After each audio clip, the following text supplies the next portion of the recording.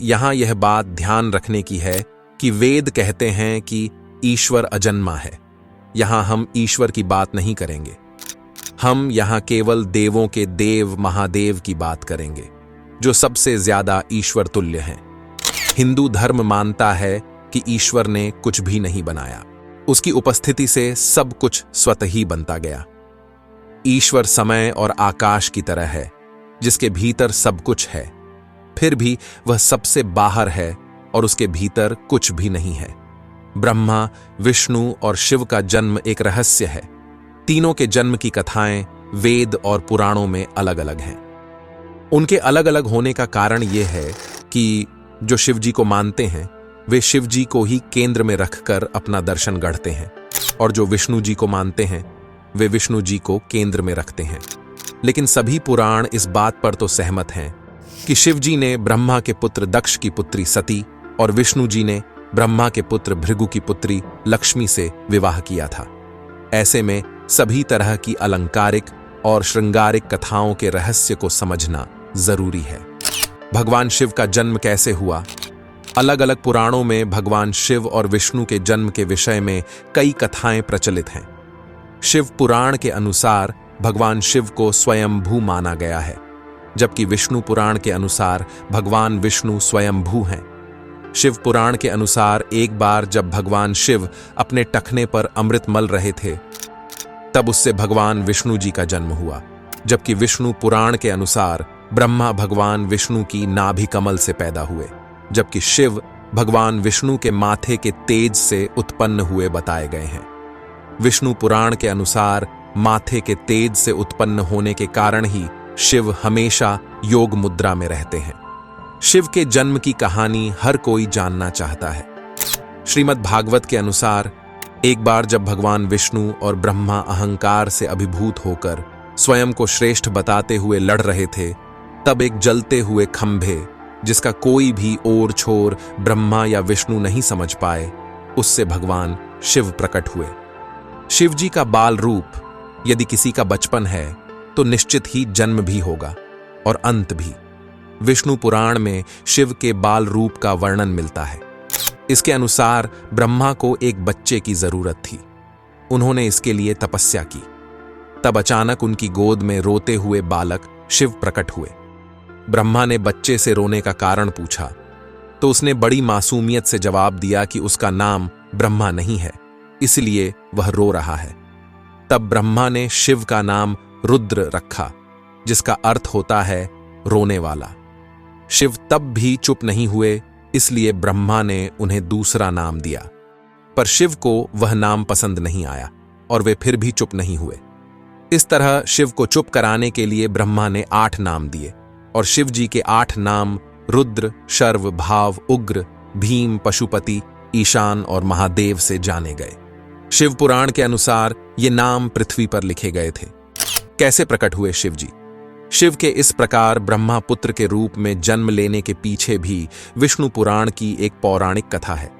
इसके अनुसार जब धरती, आकाश, पाताल समेत पूरा ब्रह्मांड जलमग्न था, तब ब्रह्मा, विष्णु और महेश, शिव के सिवा कोई भी देव या प्राणी नहीं था।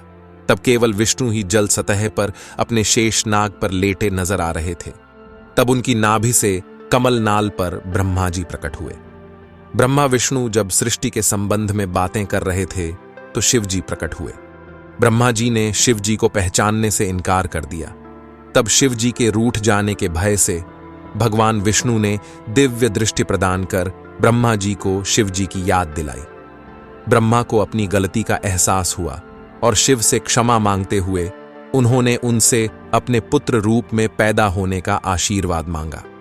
शिव ने ब्रह्मा की प्रार्थना स्वीकार करते हुए उन्हें यह आशीर्वाद प्रदान किया। कालांतर में विष्णु के कान के मैल से पैदा हुए मधुकैटभ राक्षसों के वध के बाद जब ब्रह्मा ने सृष्टि की रचना शुरू की तो उन्हें एक बच्चे की जरूरत पड़ी और तब उन्हें भगवान शिव का आशीर्वाद ध्यान आया। ब्रह्मा ने तपस्या की और बालक शिव बच्चे के रूप में उनकी गोद में प्रकट हुए। भगवान शिव जी का विवाह ब्रह्मा के पुत्र दक्ष की पुत्री सती से हुआ था। एक बार दक्ष ने एक विशाल यज्ञ का आयोजन किया, लेकिन उन्होंने शिव व सती को निमंत्रित नहीं किया। भगवान शिव के मना करने के बाद भी सती इस यज्ञ में आईं, और जब उन्होंने यज्ञ में अपने पति शिव का अपमान होते देखा तो यज्ञ वेदी में कूदकर उन्होंने अपनी देह का त्याग कर दिया। जब भगवान शिव को यह पता चला तो उन्होंने क्रोध में अपने सिर से एक जटा उखाड़ी और उसे रोषपूर्वक पर्वत के ऊपर पटक दिया। उस जटा से महाभयंकर वीरभद्र प्रकट हुए। शिव के इस अवतार ने दक्ष के यज्ञ का विध्वंस कर दिया और दक्ष का सिर काटकर उसे मृत्यु दंड दिया। बाद में देवताओं के अनुरोध करने पर भगवान शिव ने दक्ष के सिर पर बकरे का मुंह लगाकर उसे पुनः जीवित कर दिया।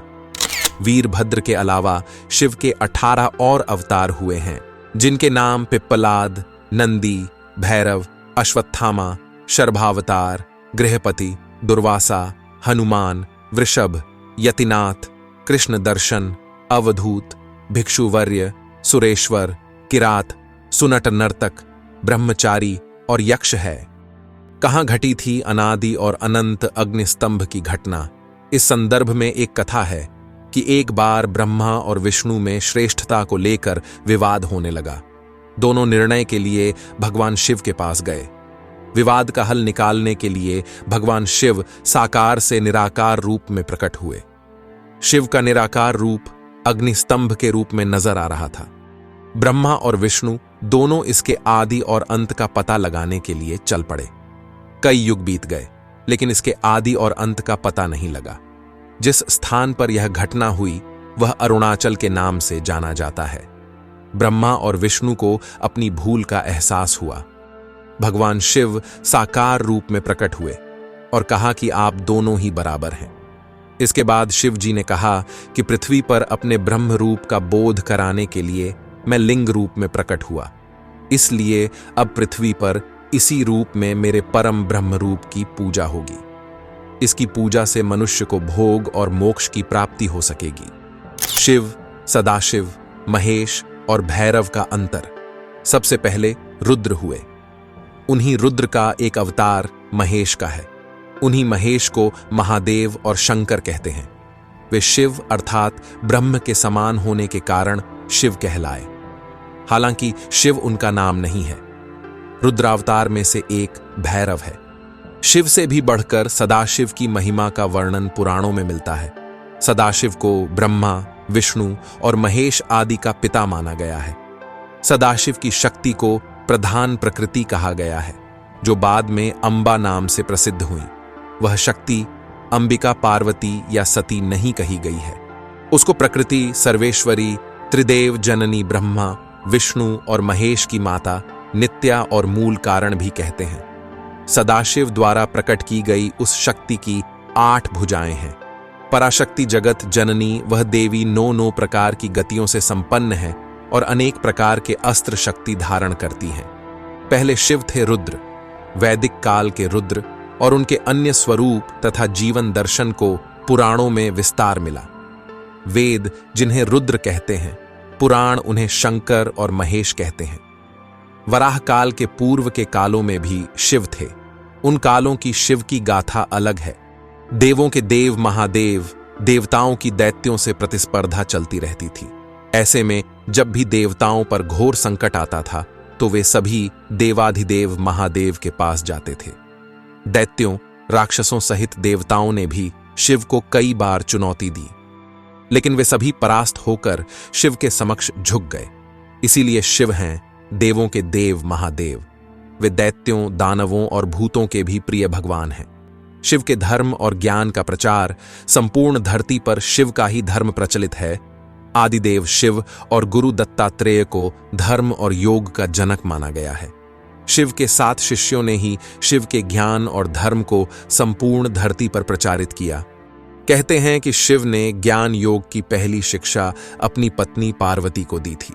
दूसरी शिक्षा जो योग की थी, उन्होंने केदारनाथ में कांति सरोवर के तट पर अपने पहले 7 शिष्यों को दी थी। उन्हें ही सप्तर्षि कहा गया, जिन्होंने योग के अलग अलग आयाम बताए, और ये सभी आयाम योग के 7 मूल स्वरूप हो गए। आज भी योग के ये 7 विशिष्ट स्वरूप मौजूद हैं। इन सप्त आर्षियों को विश्व की अलग अलग दिशाओं में भेजा गया जिससे वे योग के अपने ज्ञान को लोगों तक पहुंचा सकें। शिव जी ने बसाई थी यह धरती। आज से 15 से 20 हजार वर्ष पूर्व वराह काल की शुरुआत में जब देवी देवताओं ने धरती पर कदम रखे थे, तब उस काल में धरती हिमयुग की चपेट में थी। इस दौरान भगवान शंकर जी ने धरती के केंद्र कैलाश को अपना निवास स्थान बनाया।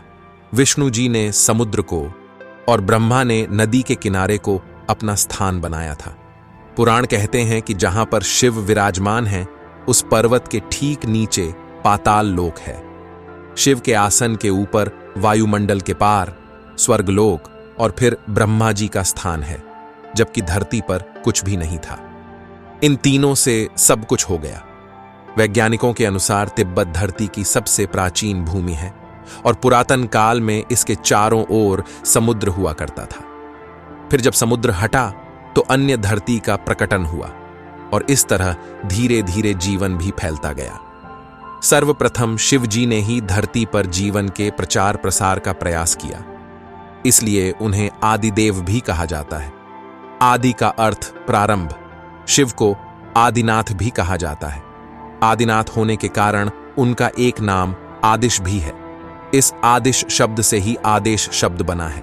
नाथ साधु जब एक दूसरे से मिलते हैं तो कहते हैं आदेश। शिव जी के अलावा ब्रह्मा जी और विष्णु जी ने संपूर्ण धरती पर जीवन की उत्पत्ति और पालन का कार्य किया। सभी ने मिलकर धरती को रहने लायक बनाया और यहां देवता, दैत्य, दानव, गंधर्व, यक्ष और मनुष्य की आबादी को बढ़ाया।